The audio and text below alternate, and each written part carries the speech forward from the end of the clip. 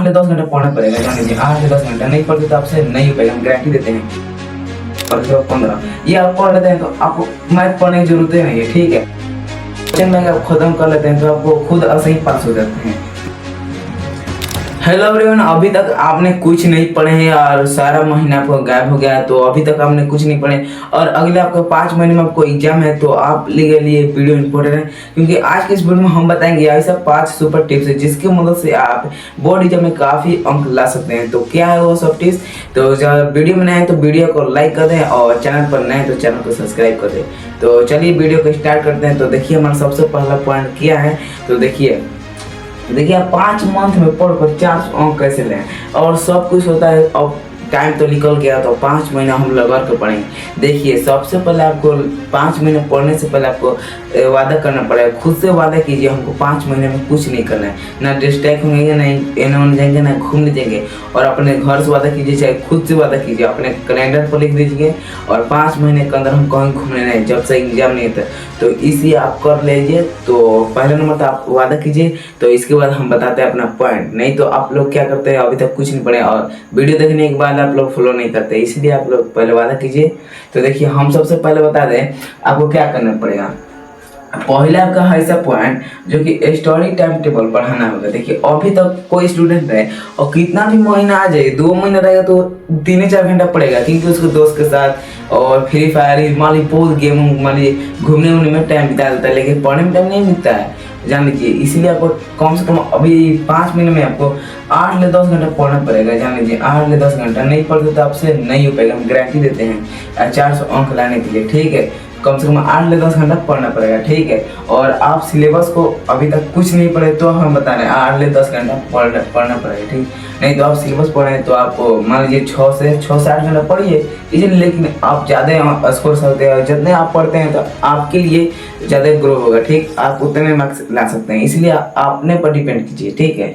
और देखिए आपको दूसरा पॉइंट है इंपॉर्टेंट चैप्टर ऑफ फोकस, ठीक। देखिए आज की डेट में है, अभी में जो बोर्ड पूछता है इंपॉर्टेंट चैप्टर पर, अभी तो सब पता चलता है कौन सा बोर्ड पूछता है, कौन सा रिलेटेड चैप्टर से, ठीक है। जैसे कि मैथ में तो होता है 7 गो ऐसे चैप्टर है, मान लीजिए 7 गो 8 गो ऐसे चैप्टर मैथ में का।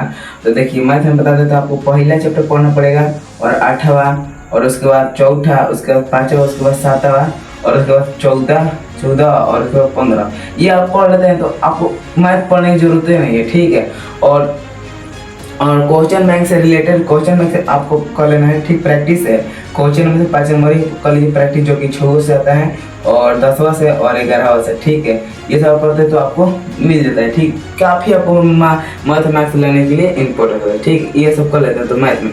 और साइंस में जैसा कि है आपको फिजिक्स की बात करें तो पहला चैप्टर और दूसरा चैप्टर प्रकाश के प्रवर्तन अपवर्तन दोनों, और एक 6 चैप्टर विद्युत, ये 3 चैप्टर पढ़ लेते तो आपका हो जाता है।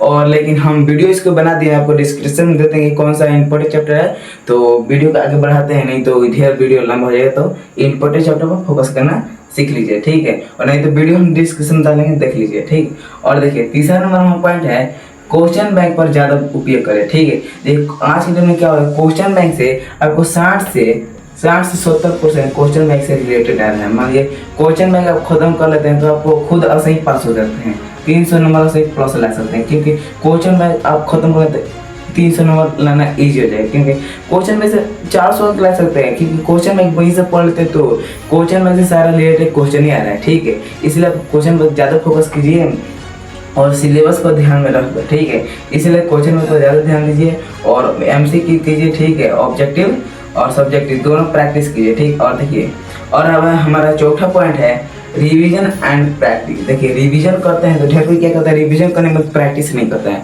मान लीजिए आज सब्जेक्ट रिवाइज किए फिजिक्स का और उसको प्रैक्टिस नहीं किए, रिवाइज करके छोड़ देंगे तो आपसे नहीं पाएगा। इसलिए जो चैप्टर आप रिवाइज किए, मान लीजिए कोई टॉपिक हो गया, मान लीजिए मानव नेत्र से आपको क्या करना, ऑब्जेक्टिव लगाना पड़ेगा। आप क्वेश्चन बैंक लीजिए और क्वेश्चन बैंक के MCQ लगाइए और सिंपल पेपर यूज कीजिए, ठीक है, रिलेटेड, ठीक है, उससे आप बना सकते हैं। तो देखिए अब अगले आपको पॉइंट बताएंगे 5वां। देखिए 5वां आपको बताएंगे स्मार्ट स्टडी प्लान, ठीक। तो 5वां आपका ऐसा प्लान है जो कि आप ये कर लेते हैं तो आपको कोई इतनी सबका बाप है, ठीक, जान लीजिए सबका बाप है। स्मार्ट स्टडी मैंने क्या होता है, देखिए स्मार्ट मैंने सोचना, ठीक है, टॉपर जैसे सोचना, टॉपर जैसा उस तरह से आप बनाते हैं स्मार्ट स्टडी में। तो देखिए स्मार्ट स्टडी में क्या होता है, अब जो सिलेबस आप पढ़ते हैं 3 घंटे में, उसको आपको क्या करना पड़ेगा, 1.5 घंटे में खत्म करना, ठीक है। आप कोई भी लेक्चर देख रहे हैं तो उसको आपको 2 गुना स्पीड में करना पड़ेगा, ठीक, 2 गुना। और इसी को होता है स्मार्ट स्टडी। और कोई भी सब्जेक्ट मान लीजिए रिवाइजो करते हैं तो आप शॉर्ट नोट से करिए और मेन पॉइंट को देख के, ठीक है। इससे आपको क्या होगा, आपको मेन पॉइंट कवर हो जाएगा और ऑब्जेक्टिव सब्जेक्टिव सब क्लियर है। तो इस तरह से आप कर सकते हैं। तो 5 महीने में काफ़ी ला सकते हैं। अब तो आज के लिए वीडियो में इतना ही। तो मिलते हैं अगली वीडियो में। चैनल पर है तो चैनल सब्सक्राइब करिए। तो जय हिंद जय भारत।